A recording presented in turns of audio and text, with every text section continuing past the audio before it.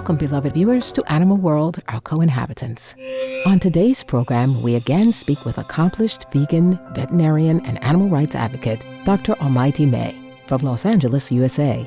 Dr. May was brought up not eating meat, but after reading John Robbins' book, Diet for a New America, in college, she realized the harmful impacts of the dairy and egg industry on animal welfare, human health, and the environment, and became vegan. Now Dr. Armaiti May has her own practice, which is a house call service.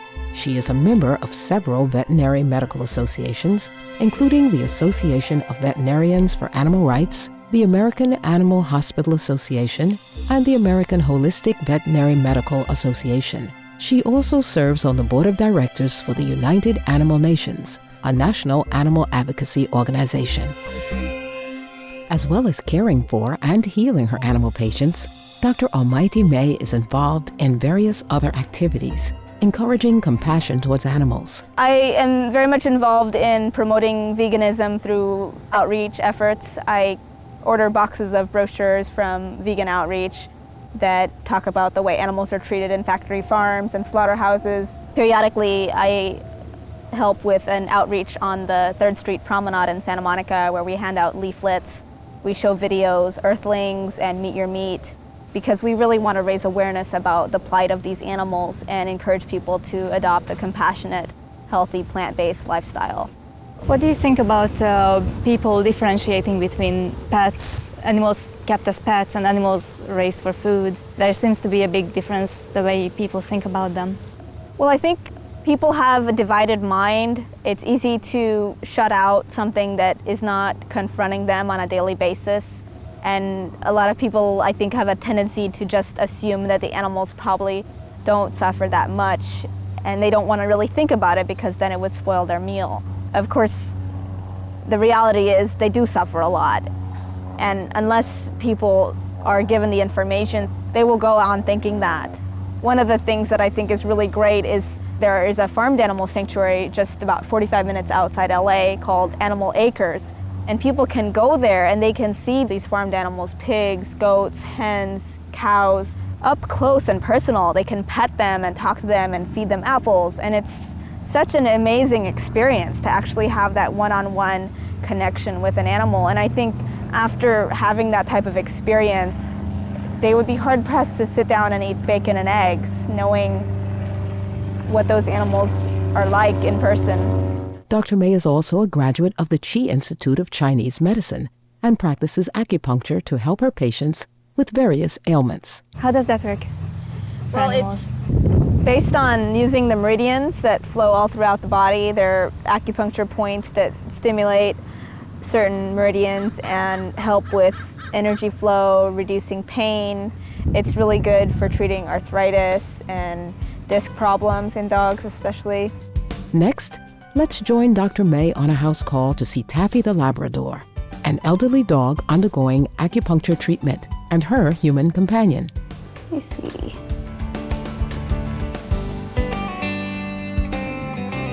She's got all that dental tartar buildup, but that's the way it goes when you get to be her age, 16. Yeah, she's Ripe old age for a Labrador. Yeah. She's lost weight since you've seen her, huh? Yeah, I think so. I can feel her ribs more. Yeah. Mm-hmm. How is she getting around? She's getting around okay. I mean, sometimes she gets up when you think she can't. She sounds like a person moaning when she can't get up. It's like, you know, she doesn't bark. Yeah. It's more of a talking. Can I let her sit down? Well, let me just get the needles out so I can get those in her, and then once they're in, then she can sit down.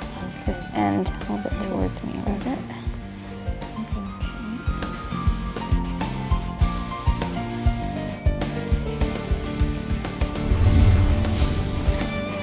Get some of these hip needles in.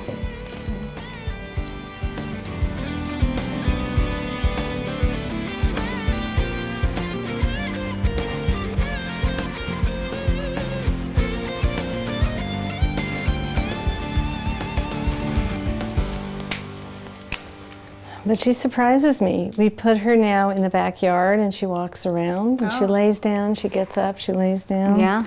Yeah, so we leave her there for about an hour. Still trucking along.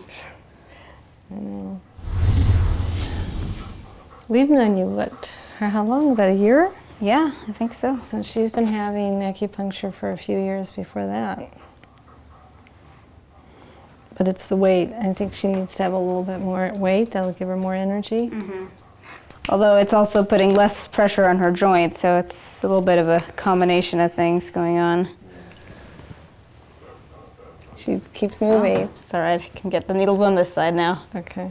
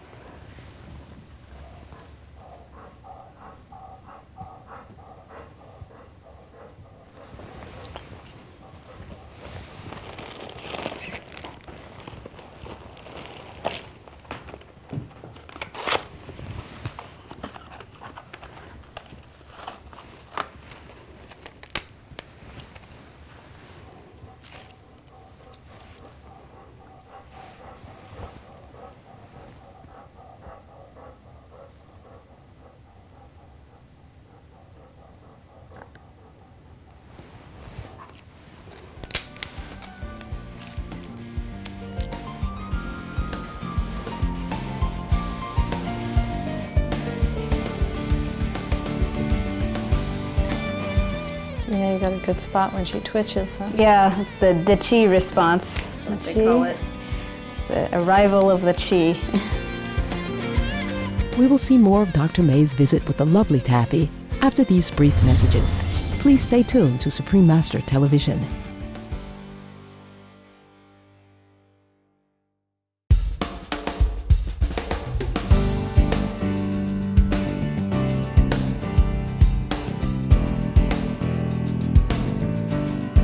Welcome back to Animal World, Our Co-Inhabitants on Supreme Master Television.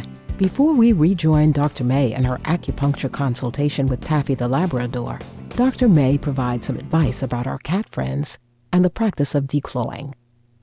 Declawing is actually an amputation of the last phalanx of the digit of a toe of a cat, and it involves actually 10 separate amputations, one on each digit of each paw if both front paws are declawed, and 20 if all four are done. There are many problems that result from the declawing procedure, including lameness, post-operative pain.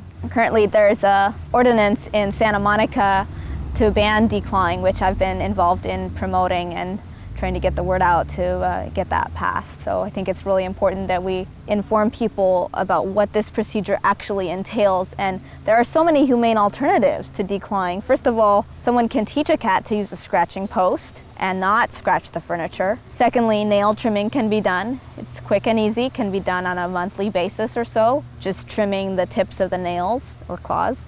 Also, there are these plastic vinyl fittings called soft paws that can be applied to the claws of each claw of a cat, and that softens the abrasive effect that the claws would have. Let's now check to see how Taffy is doing with her treatment. Well, it's about time to take the needles out, so. And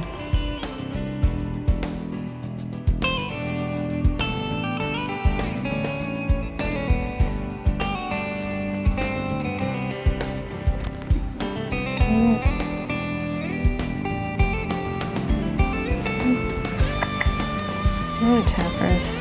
a few on the left side of her hip. Hello, Bubs. Let's go up. I don't know. She may. There's one. So we can turn that a little bit. That's a good girl. You want to get the front? I got the back. All right. That's a good girl, Taffy. Okay.